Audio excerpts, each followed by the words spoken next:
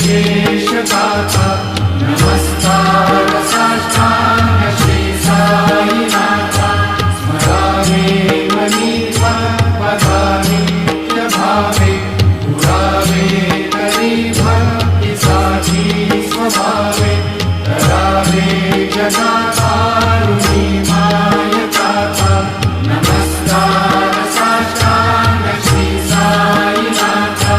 वसे जो सदा जावया संत लीला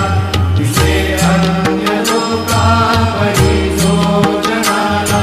परी अंतरी ज्ञान कैवल्य दाता नमस्कार